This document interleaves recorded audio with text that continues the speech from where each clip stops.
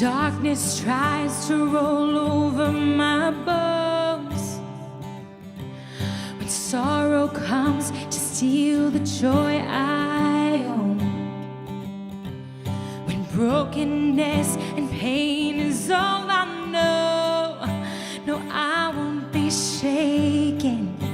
I won't be shaken. 'Cause my fear doesn't stand a chance when I stand in your love. My fear doesn't stand a chance when I stand in your love. My fear doesn't stand a chance when I stand in your love.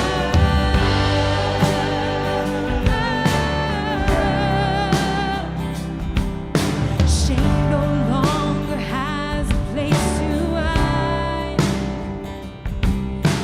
I am not a captive to the lies. I'm not afraid to leave my past behind. Oh, I won't be shaken.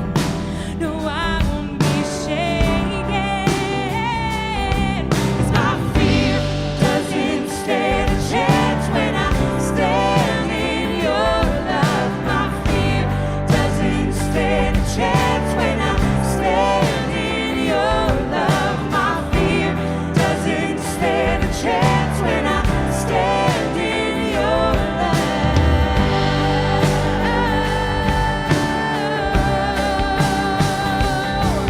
This power that can break off every chain. This power that can empty out a grave. This resurrection power that can save. This power in your name. Power in your name. This power that can break off every chain. This power that can empty out a grave. This resurrection power that can save. This power in your name. This power in your name.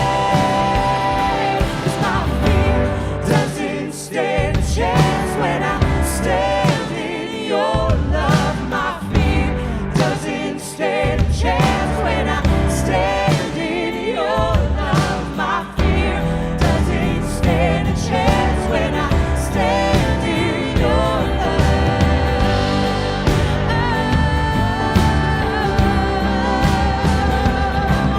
My fear doesn't stand a chance when I stand in your love. My fear doesn't stand a chance when I stand in your love. My fear doesn't stand a chance when I stand in your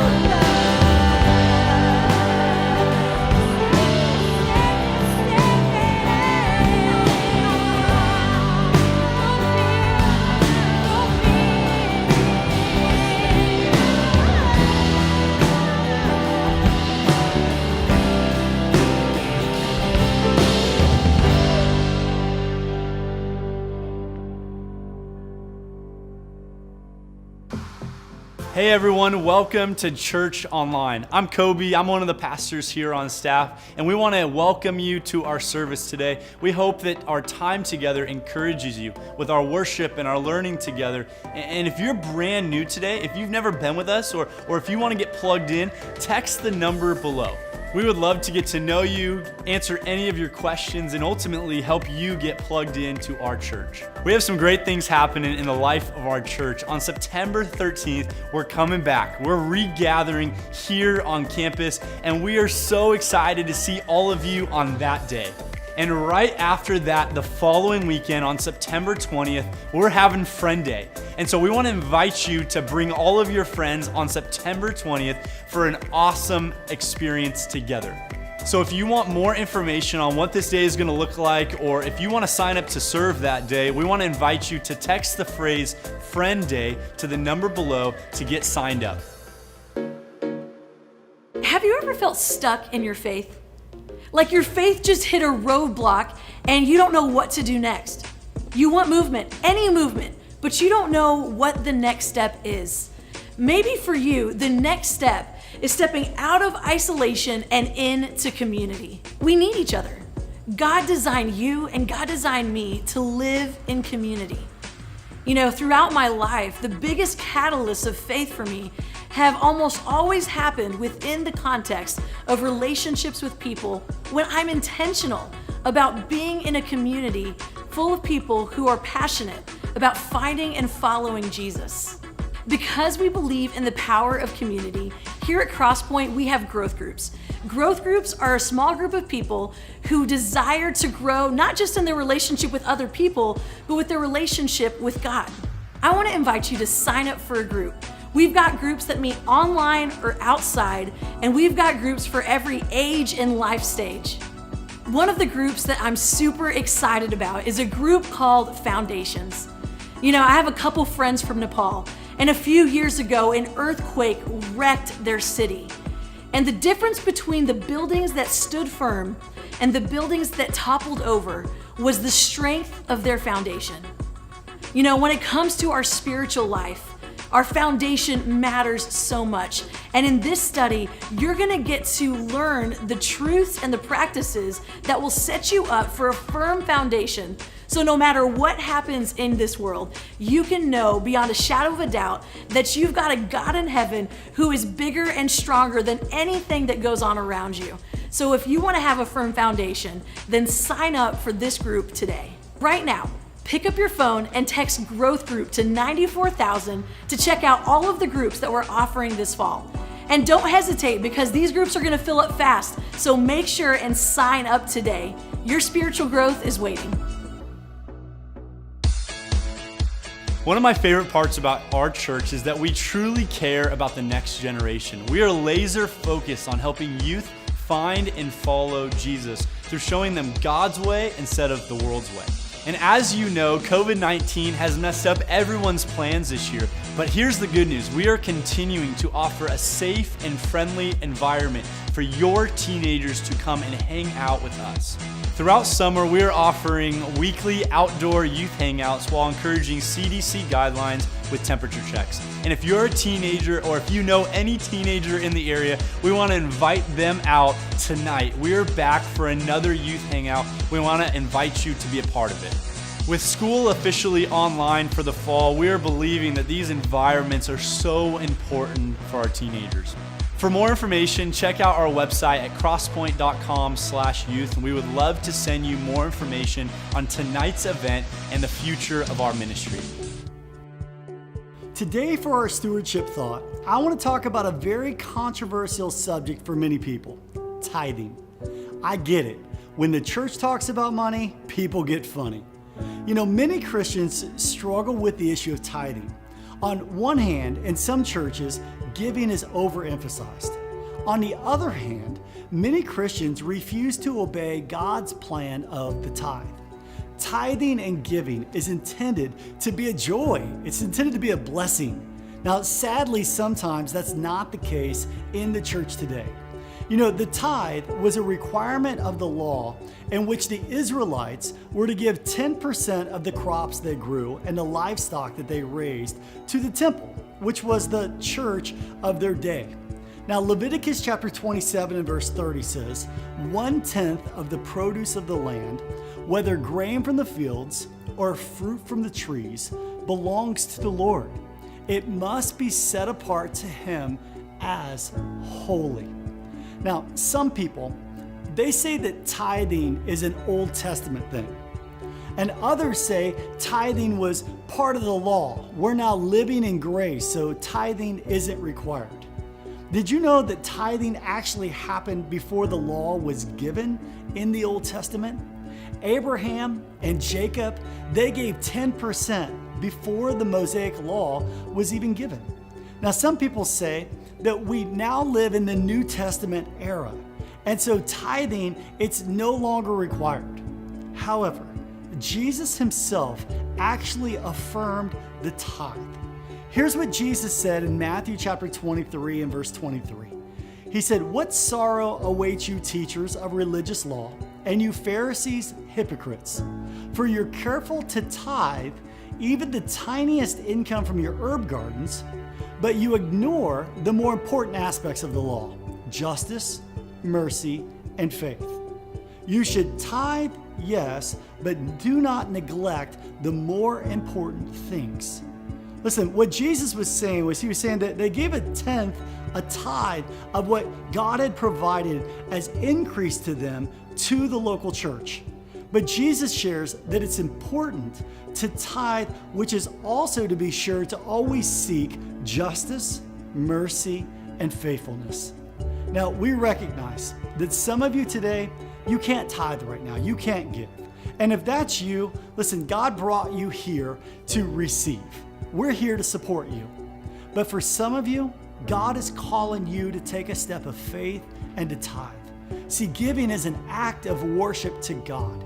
It should be a joy for us to be able to return a portion of what God has blessed us with as an act of worship. So today, church, I want to challenge you. I want to challenge you to be generous and faithful in your tithes and offerings. You can give online, or you can text giving to the number below. Better yet, I want to challenge you to automate the important. Sign up for recurring giving so your church can step into the future with boldness. And by automating your giving, you help Crosspoint Church plan and prepare for the future. When you financially support your church, you are a link on the chain of helping other people find and follow Jesus.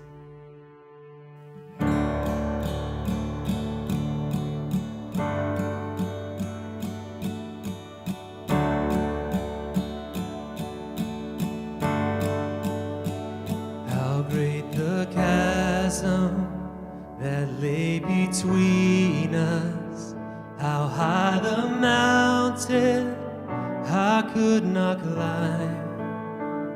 In desperation,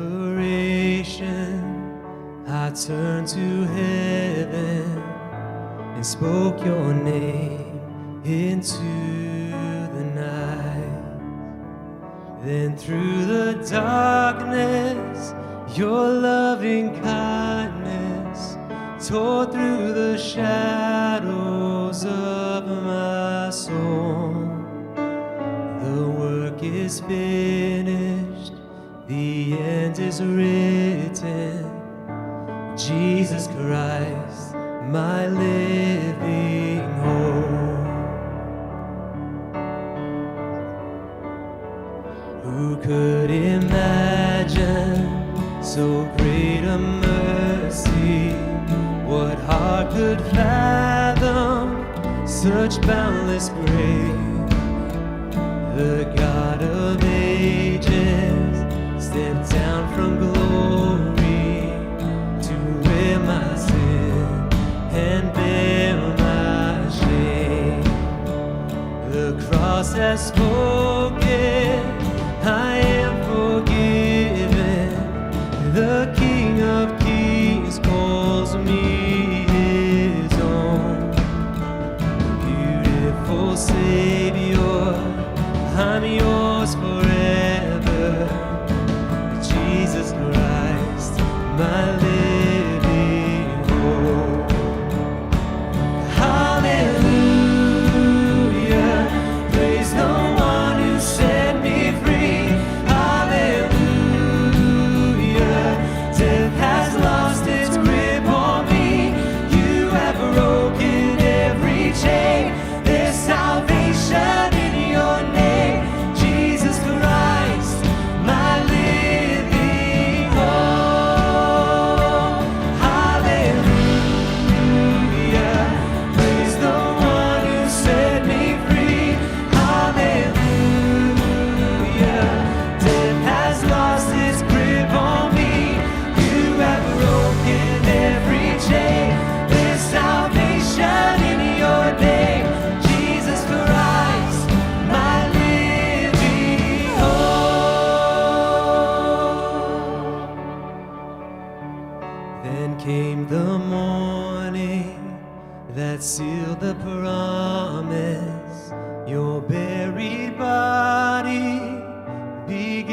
to breathe.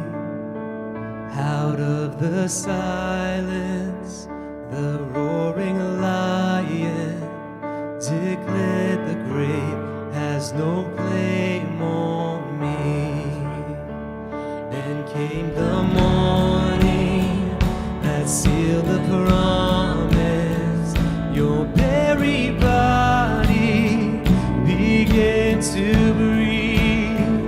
Out of the silence, the roaring lion declared the grave has no claim on me. Jesus, yours is the victory. Whoa, hallelujah. Praise the one who set me free. Hallelujah. Death has lost its grip on me. You have broken every chain. There's salvation in your name, Jesus Christ, my living hope.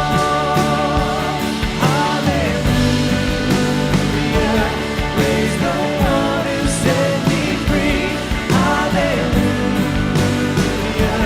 Death has lost its grip on me. You have broken every chain. There's salvation in your name, Jesus Christ, my living hope. Jesus Christ, my living hope. God, you are my living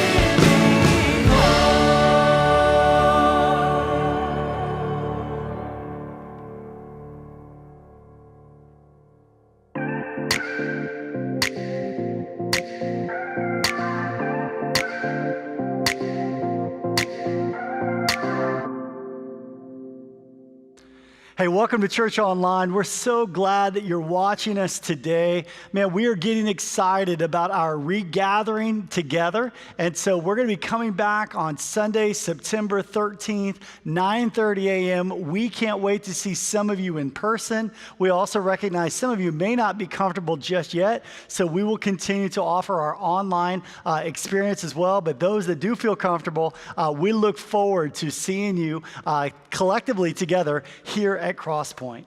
Now, I have a question that I want to ask you today. Have you ever used this expression, hey, I've got to draw a line? You know, maybe your parents, the kid's grandparents, bought your child a drum set, and it's been a long day. You feel like a headache coming on. You're a little cranky, and he wants to play the drum set, and you're like, hey, I've got to draw a line. Like, no. Or maybe you've had this happen before when you pay for the warranty, you pay the additional money, and then you have a problem with the product, and now all of a sudden they're telling you that they can't take it back, and you're like, hey, listen, I need to draw the line. Like, no. Or maybe for some of you, have you ever asked this question like, hey, I need to talk to your manager? Or maybe you're on the phone, it's like, hey, I need to talk to your boss right now. It's like I'm drawing the line. If you've ever done that, they have an expression for you today where they call you a Karen. Now, if your name is Karen, I'm sorry, I apologize. I'm sure this isn't you. You can just kind of blame the Gen Z crowd for calling you a Karen. But if you blame them, they'll probably turn around and call you a Karen for complaining them anyways. But today, we're talking about drawing a line. It's, do we have the conviction to draw a line to say, enough is enough? I was at the gym this past week, and I've been going to this gym here in Yorba Linda called Fanatics, and one of my good friends, Vadik Hawkins, owned the gym, and I found out that he put everything outside, which is kind of cool. It's like Venice Beach here in our neck of the woods. And while I'm there, I get there early and I put all my stuff, my towel, I put my phone, I put my headphones, everything on the treadmill. And then I go into the gym, and I go and I check in, had to use the restroom, come back out, and there's a guy who's on the treadmill. Now, there's only one treadmill outside. So I go up to the guy and I'm like, hey, listen, have you seen my towel and my headphones and my phone and all the stuff that was right here on the treadmill? And he says, yeah, I got tired of waiting. I set it over there. And at that moment, I wasn't quite sure how to react because I don't want to be like a doormat that just gets walked on. But at the same time, I'm like, hold on, I'm a pastor. Like, I can't like go off on this guy, but do I draw the line here? And I just kind of said, hey, let me know when you're going to get off. And it was interesting because this other guy who I just met a few days later but was there watching the whole scene, his name is Ping. And Ping came up to me and he said, hey, I saw how you dealt with that guy. I thought that you handled that really, really well. I'm like, oh, thank God, because I forget people are watching. It's like, I don't always know, like, am I going to draw a line in the sand? Is this it? Is this like a time where we're saying, no, enough is enough? Because I want to be careful. But also at the same time, I don't want to be a doormat. I don't want to get walked on. So we're talking today about some guys that drew a line in the sand and said, enough is enough. We're in this series called Thriving in Babylon. It's a study of the book of Daniel. And just to give you some context, this happened 2,600 years ago. There was a world power, a superpower, which was Babylon. And it was led by King Nebuchadnezzar. And he just kept conquering country after country after country until everyone knew about Babylon. And he conquered this little country called Judah. And when he conquered Judah, he went on a mission to find the brightest, the youngest, the who's who of Judah. But he had this goal to brainwash these 4 guys. And he wanted to brainwash them into Babylonian culture. His whole desire was them to act like Babylonians, and so he was going to raise them up, give them an opportunity. They were elite. He was going to put them in leadership, but first he had to clear them of all their Christianity, of all of their beliefs in the true God. So what he did is he brought them along. Their names were Daniel, Hananiah, Mishael, and Azariah. And he started brainwashing them into Babylonian culture. And if they disobeyed, then they should have died. But the unthinkable happens. All 4 of them had courageous faith.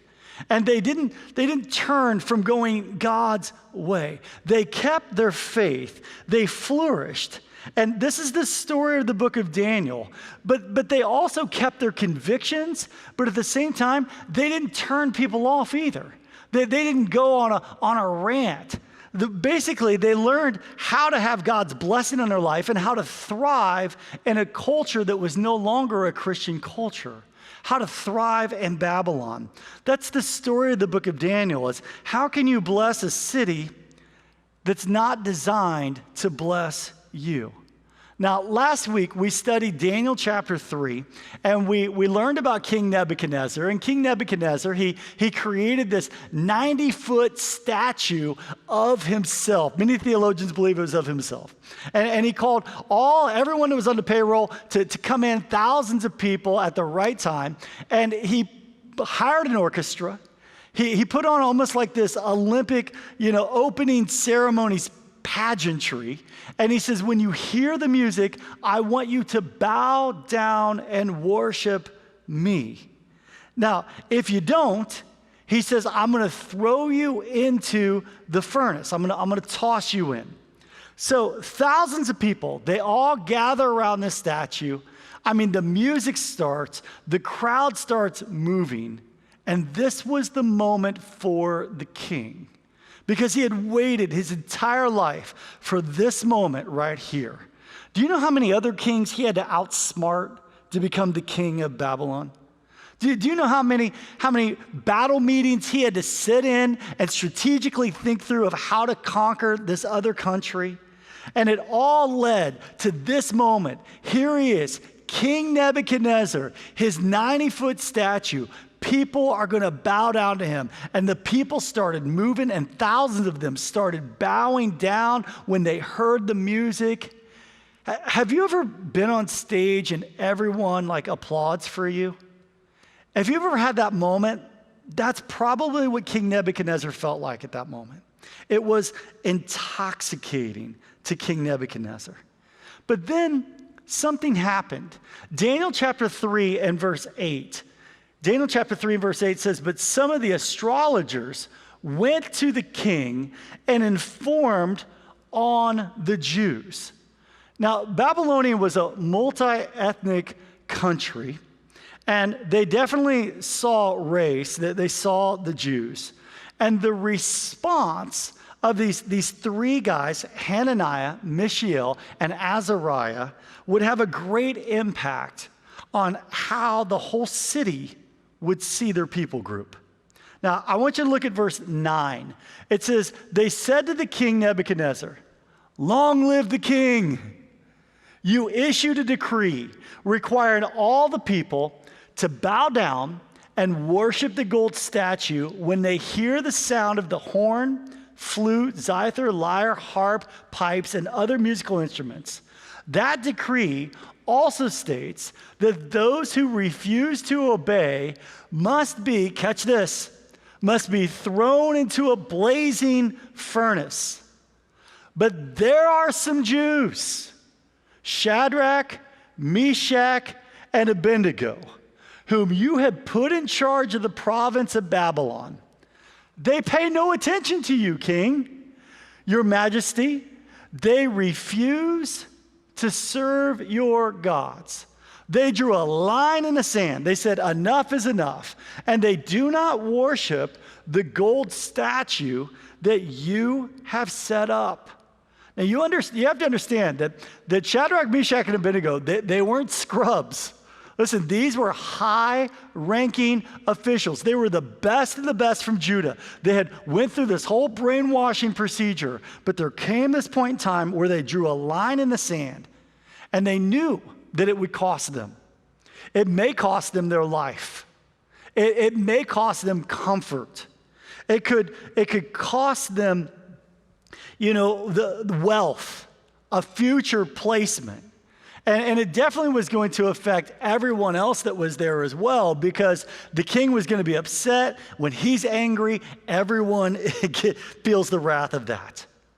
So the question that I have for you today is this: where do you draw the line? Do you have some convictions? Do you have a backbone? Is there a time when you say, enough is enough? Now, we all have limitations. I mean, we all only have so much money. You only have so much time. You only have so much energy. And those that do not have any limitations, you are called MasterCard's dream client. Listen, you're the dream customer for MasterCard. And some of you have faced the wrath of too much credit card spending because you didn't have any self-limitations. Listen, we all have limitations. You only have so much money, so much time, so much energy. I have this phrase that I love to use that I tell myself, I've taught it here at Crosspoint, where I challenge you to say yes to the best and no to the rest. And you've got to ask yourself this question: whatever it is that's in front of you, is this a good thing or is this a God thing? Because oftentimes, good opportunities and good things can be the enemy of God things. It's not always choosing what's right and wrong. Sometimes it's choosing best over good. So you got to say yes to the best and no to the rest. So for instance, I said yes to my wife, Shannon. It's one of the best decisions I've ever made in my life. But when I said yes to Shannon, I said no to every other woman. And if I said yes to any other woman, Shannon would say a big no back to me. Listen, you've got to say yes to the best and no to the rest. If you're going to say yes to your family and yes to your kids, that may require that you simultaneously say no to a job opportunity, job advancement in the future. Listen, if you're going to say yes to getting out of debt, that may mean you have to say no to eating out. If you're going to say yes to working out, then you may have to say no to Netflix binges at night. And if you're going to say, spiritually speaking, if you're going to say yes to Jesus, then that means that you're going to have to make a decision to say no to going the world's way. You see, the very first commandment that Moses gave, commandment number 1, have no other gods before me, is what God said. Listen, Moses came down with the 10 commandments, the very first one, have no other gods before me. And this is what Shadrach, Meshach, and Abednego, their original names, Hananiah, Mishael, and Azariah, they said, we're drawing a line in the sand. We will not worship. We will not bow down to King Nebuchadnezzar and his gold statue. We will only worship the true God. And by them saying yes to this, they were drawing a line in the sand, then it was going to cost them. Now, they didn't like cross their fingers and say, well, you know what, we're going to bow down, but we're going to cross our fingers because we don't mean it. Or they didn't say, hey, we're going to bow our knee, but we're not bowing our heart. No, they said, we're drawing a line. We're going to follow God's way. Now, King Nebuchadnezzar, he didn't because the king because he was soft. When he heard this report, he calls them in and he calls them out. But because he saw something in them, maybe it was their integrity, maybe it was their character, maybe there was something different about them, he immediately gives them a second chance to bow down. But listen to their response, verse 16. It says, Shadrach, Meshach, and Abednego replied, O Nebuchadnezzar, we don't need to defend ourselves before you. If we are thrown into the blazing furnace, now catch this, you don't want to miss this. The God whom we serve is able to save us. So here's some courageous faith. God is able. God is bigger. God is more powerful than anything that we're facing, anything in front of us. No matter what you can do, no matter what is going on around me, God is able to save us. He will rescue us from your power, your majesty. But then verse 8, this is interesting. It says, but even if he doesn't, go back to the slide before that. It says, but even if he doesn't. See, we have faith that he has the power to, he can. But even if he doesn't, we want to make it clear to you, your majesty, that we will never serve your gods or worship the gold statue that you have set up. We are drawing a line in the sand. Let me ask you, do you have that kind of conviction to stand up for truth? To say, hey, I'm willing to be thrown into the fire? See, in King Nebuchadnezzar, he was not used to anyone showing any defiance. So he had a full gut reaction. And he said, throw him into the furnace, throw him into the fire, tie him up. And the guards that tied them up, that threw them into the fire was so hot, it killed the guards that threw them into the fire. And they said, listen, whatever it takes, throw us in, throw us in. Let me ask you, do you have that kind of conviction that says, throw me in the fire? You know, for some of you, you are the opposite. You may have some convictions, but they're really not convictions. Maybe they're just preferences. You've got some preferences, but you're making them convictions. Maybe you're taking some of your preferences further than what God would have you take them. Let me give you a case in point. See, I find it very interesting that they changed their names. So, you know, their original names that they had, Hananiah, Mishael, and Azariah, here's what their Hebrew names mean. God is gracious. Who is what God is? And God has helped us. Those were the original meaning of their names, Hananiah, Mishael, and Azariah.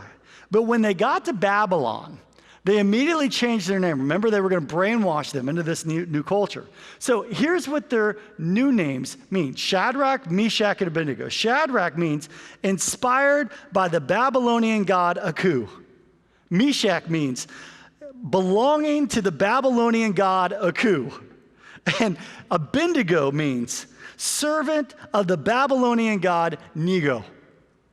Now, here's the interesting thing. They changed their names from being these Hebrew godly names to their names now meaning servant of Babylonian gods.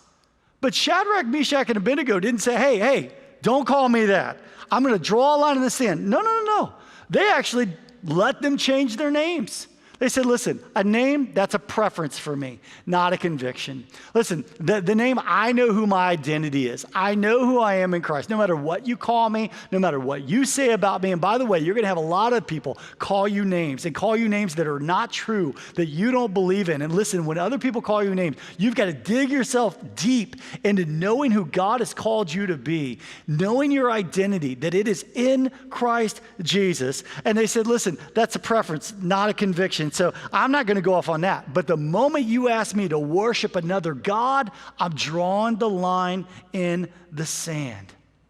Now, we don't talk about this very much in the church today. But the Bible over and over says there will be a cost whenever you decide to follow God. When you decide to go God's way, there's going to be a cost you have to pay. When you say yes to God and you say no to this world, there will be some consequences. But 2 Timothy chapter 3, it says, yes, everyone who wants to live a godly life in Christ Jesus will suffer. Listen, you will have some suffering for being a follower of Jesus Christ. 1 Peter 4:12, it says, dear friends, don't be surprised at the fiery trials you're going through, as if something strange were happening to you.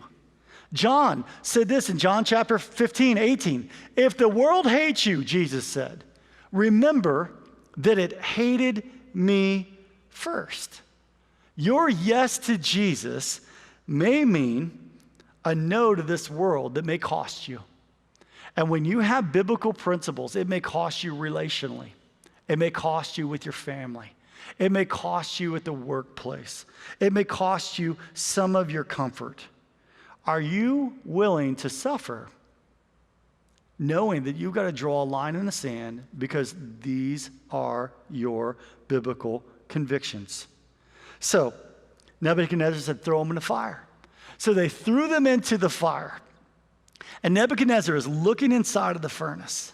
And then all of a sudden, he leaps up and he asks the guys, he's like, hold on, didn't we throw 3 guys in there? Because I see 4. And the 4th one looks like the face of God. I was at the gym this week, same gym, I finally got on the treadmill. And when I'm on the treadmill, I've got this routine where I have my Bible, I have my prayer journal. And so I read through my prayer journal while I'm running, and I listen to some Christian music. And this song came on, and it was so perfect. It was a God thing, because I'm studying for this message today. And this song came on by Hillsong. And here's the lyrics of the song. There's another in the fire, standing next to me.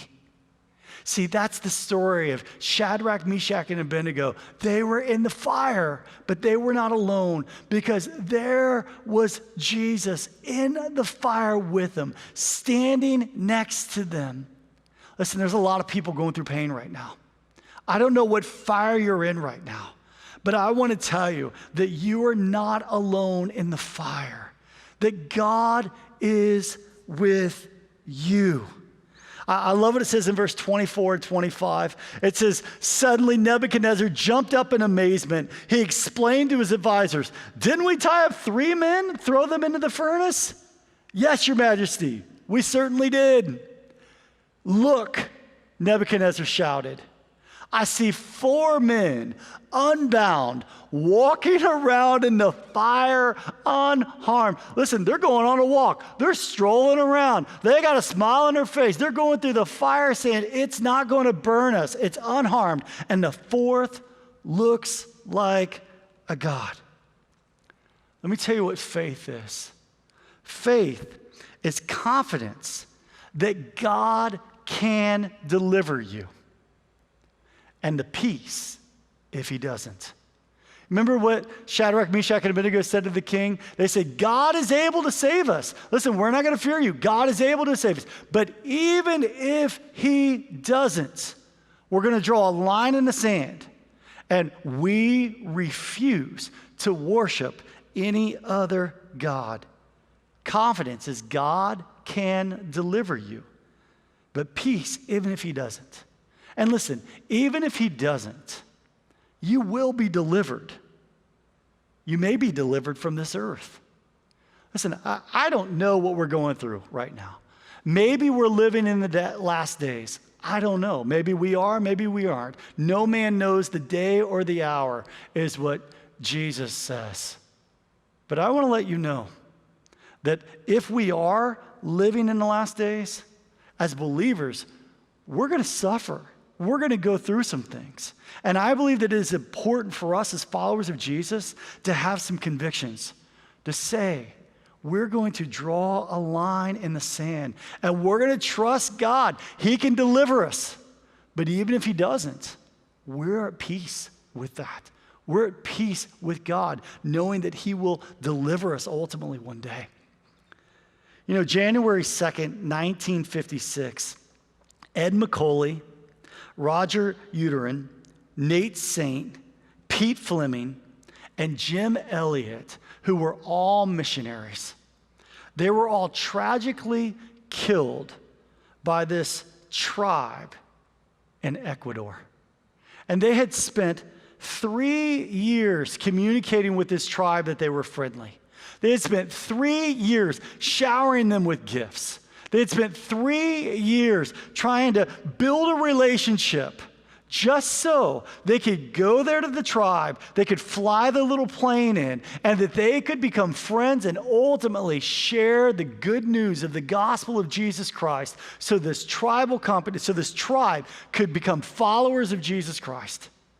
But when those men's plane landed in that tribe, they were not met with smiles. They were met with spears. And that day, every single one of those men lost their lives. They were tragically murdered. But that's not the end of the story. Because 2 years later, Jim Elliot's wife, Elizabeth, and Nate Saint's sister, Rachel, went back to that same tribe. And they began living with those tribal members. And many of that tribe came to know Jesus Christ as their Lord, their Savior, the boss, the coach, and the CEO of their life. And those two women, they brought peace to that tribe. Listen, God will deliver. God can also take good and create good out of the bad. Maybe not in our generation. But we have confidence knowing that we trust God has the power to save us. But even if he doesn't, we have peace knowing that God is ultimately in control. Would you imagine with me just for a moment, what would it look like for you? What would it look like for the church to walk with the confidence of Shadrach, Meshach, and Abednego in the season and the time that we live in right now? What would it look like if we walked in faith knowing that God will deliver us? He's able to deliver us. But even if he doesn't, we're at peace with that. Listen, I want to challenge you with our core value of courageous faith. We have 4 values here at Crosspoint. These aren't just Crosspoint values. These should be your personal values. Teach them to your kids. Teach them to your grandkids. This one's called courageous faith. We say it like this. We are faith-filled, big thinking, bet the farm risk takers. We will never insult God with small thinking and safe living. And here's how you test this value in your life. What are you stepping in right now that if God doesn't show up, it's doomed to failure? See, because that's faith. Maybe you're stepping into a fire, and if God doesn't show up, you're going to get burned. I want to tell you that God is with you. Walk in courageous faith. If you've never put your faith and trust in Jesus Christ, this is your moment right now. I want to ask you to pray this prayer. You can say it right now where you're at. Just say, Dear God, I'm asking you to forgive me of my sins and take full control of my life. Right now, I'm declaring you the boss, the coach, and the CEO of my life. Listen, if you prayed that prayer just now, I want to be the first to congratulate you and say, welcome to the family of God. And your faith journey, this isn't the end. This is the starting point. This is the beginning of your faith journey. And we want to help you. And so one of the ways we'll help you is we're going to send you a book. We're going to send you some next steps of what it means not just to find Jesus, but also follow Jesus. So if you'll text the number below, find and follow, we'll put that in the mail this week. And we want to help you in your spiritual journey. Listen, I want to challenge you right now to find a group. We've talked about groups. Man, groups are coming up in just a few weeks. So find a group online. Well, you can meet either online or in person. We've got several different groups. So find a group that fits for you. Make plans if you feel comfortable to be with us at our outdoor service on Sunday, September 13th. And then the next Sunday, September 20th, we're going to have a friend day, online friend day, as well as in-person friend day as well. We're going to have free in and out for everybody that shows up here at the church. We're going to have a great experience. Listen, you don't want to miss next week's message as we're going to Daniel chapter 4, and we're specifically talking about decision making, how to make wise choices and decisions. So I hope to see you next Sunday. We've loved getting to worship with you today, and we hope our time together has been encouraging. If you've made a decision to take the next steps in your faith, we want to invite you to tell us about it. Text the number below. We would love to come alongside of you in your journey and celebrate with you today. Hey, if you have kids in the room, gather them around the TV. We're going right into our Kid Point service, and if not, we hope you have a great week, and we'll see you next time.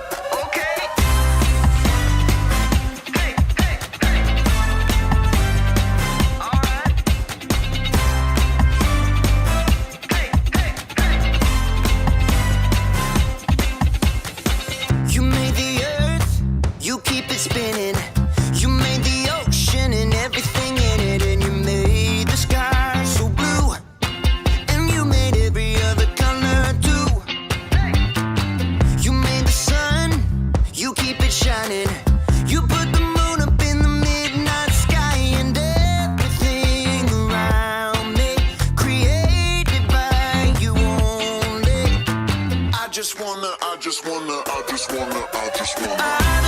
thank you 'cause everything you made is so beautiful.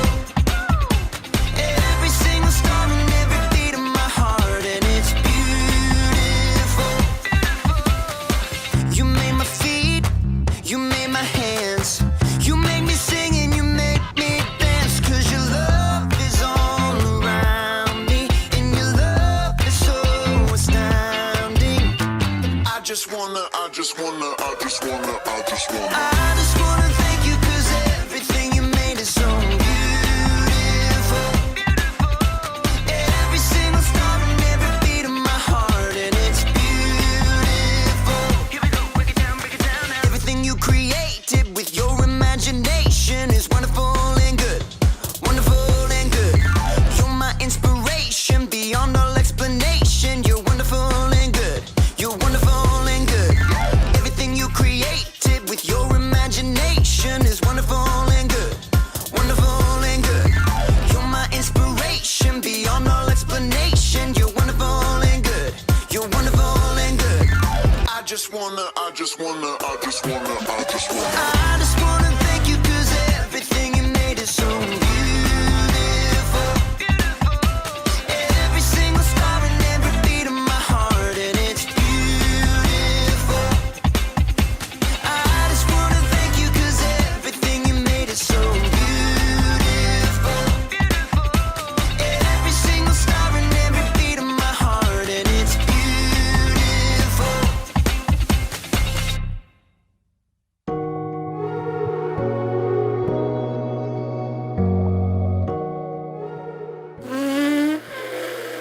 Man, what I wouldn't give for a peanut. What's up, everybody? It's me, Jacob, and today we're getting creative with light. Creativity is imagining what you could do because you were made in God's image. And God could tell you a thing or two about light. It was the first thing He created, after all. Let there be light.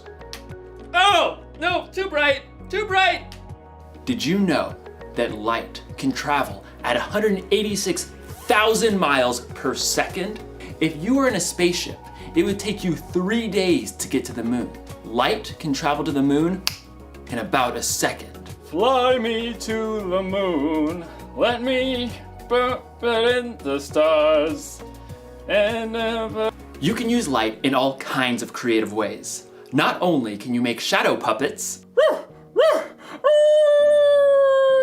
you need light to take pictures and make videos. This won't do it all. This is terrible lighting. Lights! No, down with the lights. No, too bright. Thank you. You can use lights to make a concert more exciting. You can even use light to communicate. SOS. Need help. I'm out of chocolate. Sad emoji. I don't actually know Morse code.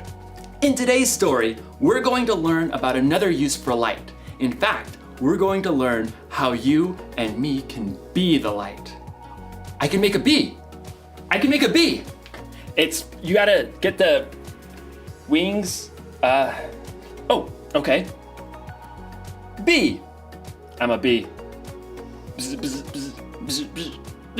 See you in a few.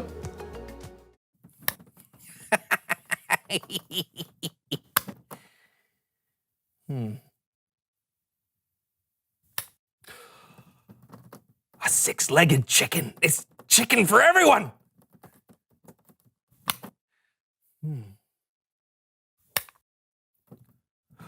Sheep that can shear themselves.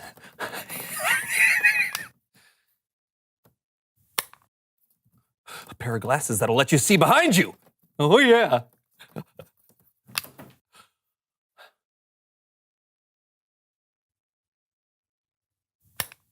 Beef jerky made out of chicken?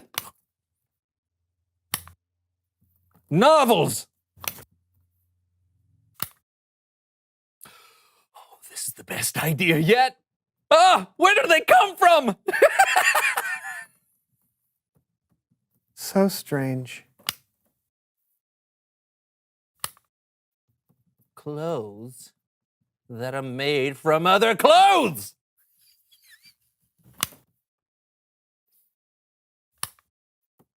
Pat Sajak scented deodorant.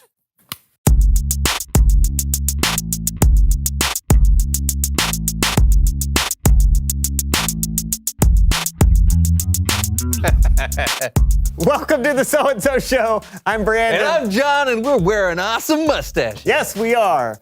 Why? Because we're chefs, and every self-respecting chef has a mustache. Gordon Ramsay doesn't have a mustache. Okay, that's one.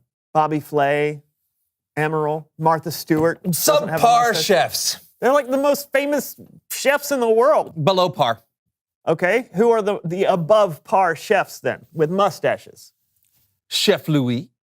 The guy from The Little Mermaid? That doesn't count. Okay, what about Chef Remy from Ratatouille? Oh, no. Those are whiskers, plus he's a rat and a cartoon. Doesn't count. Aha! What about the greatest chef in history, Chef Boyardee? He was a genius. Okay, you got me there.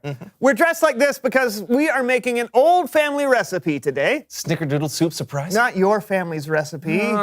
An old family recipe from someone who knows stuff. Ooh! Bonjour. Come on in, have a seat. Oh, this is cool. Tell us who you are and what you know. I'm Madeleine Lemord, but I am called Maddie, and I know quite a bit. I know every winner of the Tour de France for the last 2 decades. I know how to put together a Bugatti racing engine. But I am most known for what I can cook. Great, you're a cook. Quoi? No. I am a chef. And by the way, I do not have a mustache. It suits you. Merci. So, what are you gonna cook for us today? Le poisson! Les poissons. Les poissons. Oh, I love les poissons. Oh, me too. But no. We are making a 250-year-old recipe passed down in my family for generations. Ooh, sounds mysterious. What's the recipe for? French fries. You know, I heard that French fries actually originated from the country of Belgium. Oh, so they're really Belgian fries. Yeah. No, they are French fries. Yeah, but if you look on the internet... They are French fries. Okay. Some people like to peel the potatoes. My family's recipe leaves the skin on. Now we cut them. All right, where do we...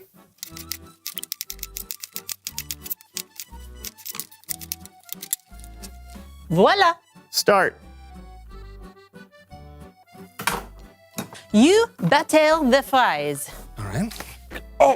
This batter is what makes these French fries so special and so delicious.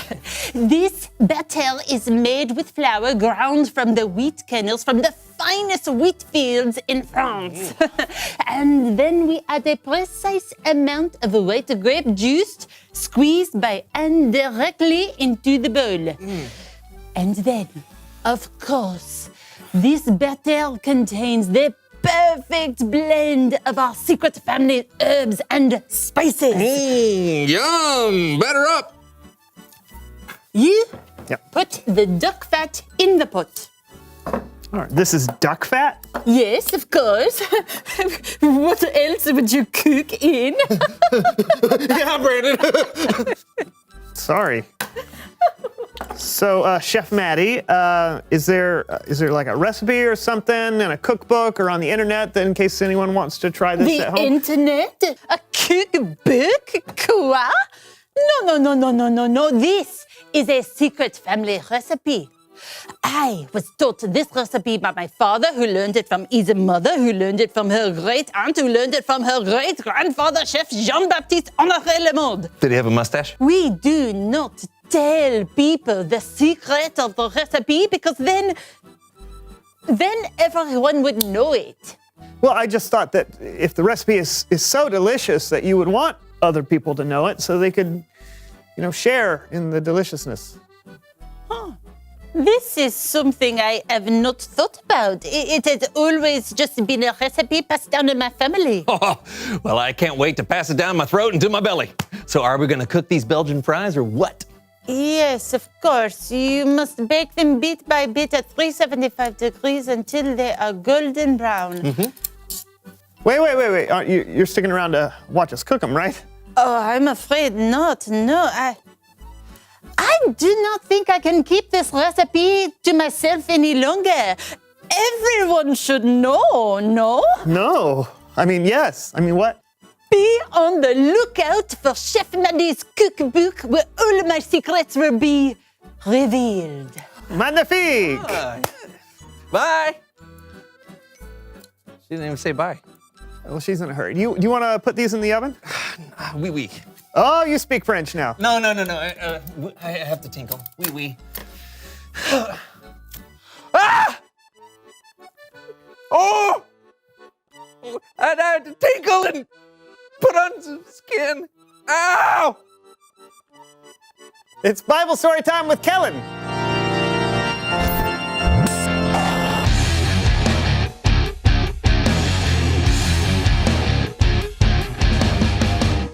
Hey guys! What's that delicious smell? Oh, we're cooking up some French fries, Kellen. Yeah, they should be ready by the time the story's over. Well, let's get to it. The story today comes from Jesus' most famous sermon in the Bible. And since Jesus preached this sermon from the side of a mountain, today we call it the Sermon on the Mount. The sermon from the mouths? I thought all sermons were from the mouths. No, the Sermon on the Mount. It's short for mountain. A short mountain is called the hills. Okay. So everyone, this is my friend Horvath. I'm guessing he's here to help me tell today's story. Thank you for having me on your shows, Kellens. I am Horvath, and I am an expert in combining the mental trainings of learning the Bible with the physical trainings of making your muscles bigger. Perfect. So I'll tell the story, and Horvath, you give us some exercises to help us remember it. All right, let's do this. Okay, so Jesus was talking to a crowd of people from the side of a mountain. One of the things he said to his followers was this: you are the salt of the earth. First exercise. Okay, we are going to make salt for the earth. All right, so I put my hands on my hips like this and then rotate around. Click, click, click, click. This is called the salt grinder. We do it 24 times. Ready? Go. 1. Click, click, click. 14. Click, click, click. Elastigirl. Click, click, click. 3-hole punch. Click, click, click. 24. Hey, we made salt of the earth. Okay, that was fun, but what do you think Jesus was talking about when he said, you are the salt of the earth?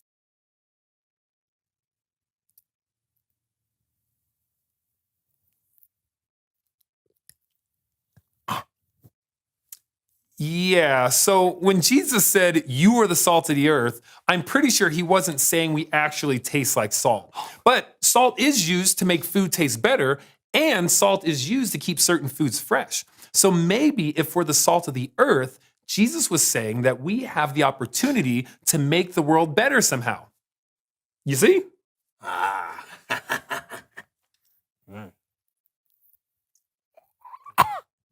Okay. Jesus kept going. He said, you are the light of the world. Second exercise.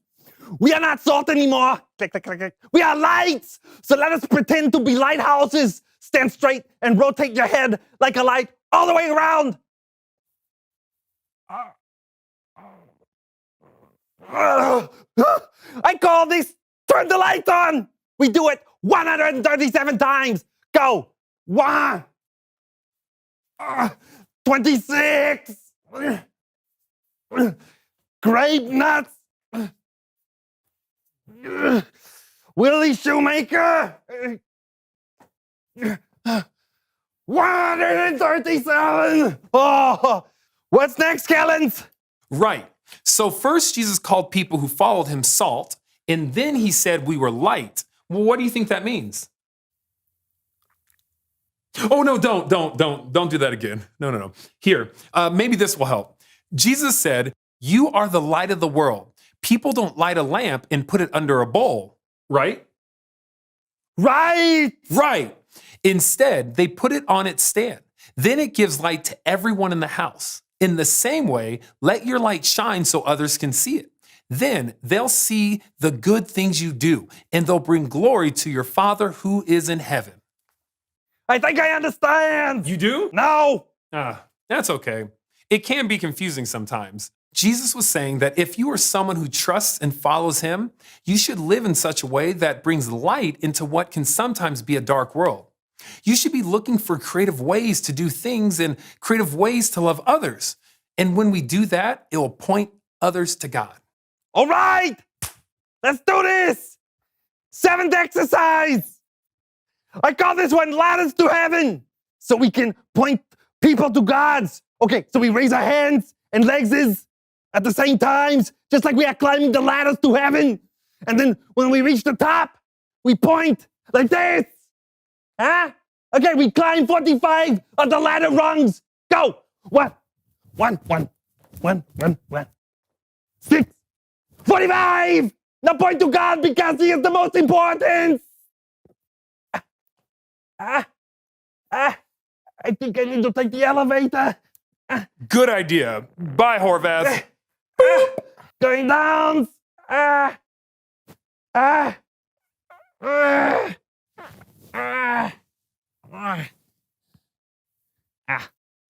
Well, just in case that wasn't clear, it boils down to this. You have the light inside of you, and it's up to you to decide how to use it. You can keep it to yourself, or you can let it shine. Back to you guys. Thanks, Kellen. Hey, what are some ways we can shine our lights? Oh, there are so many different ways because everyone is so different. Sometimes it's as simple as being nice to someone. Anyone can do that. But sometimes you need to use your own unique talents and abilities to point people to God. What's important is that you don't keep it to yourself.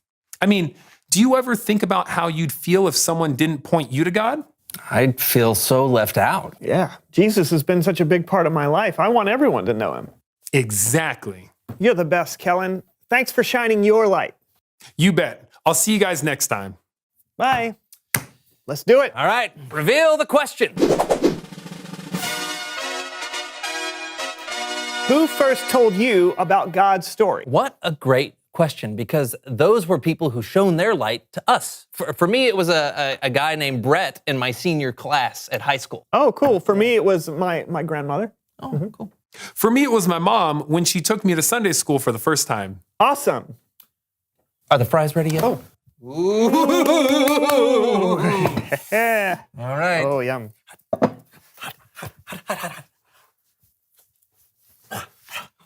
Oh, yum, too. Also yum.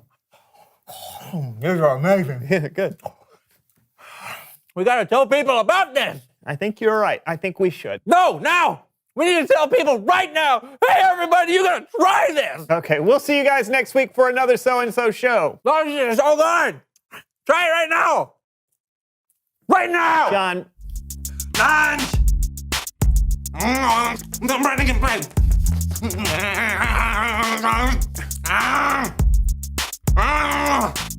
I'll be running. You do the spin. All of them.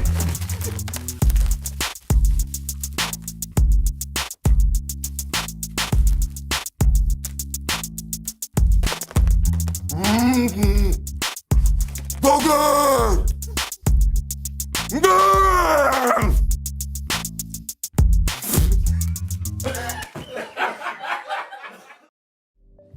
Jesus said that I am a light. He said that you are a light, and we should let our light shine so others can see it. And when we shine our lights, it will help point people to God. So, how do we shine our lights? Well, we can give someone a helping hand. Oh, goodness. Oh! We can cheer someone on. You can listen when someone else needs to talk. That's my ear. Listening. Only you can shine your light the way you can.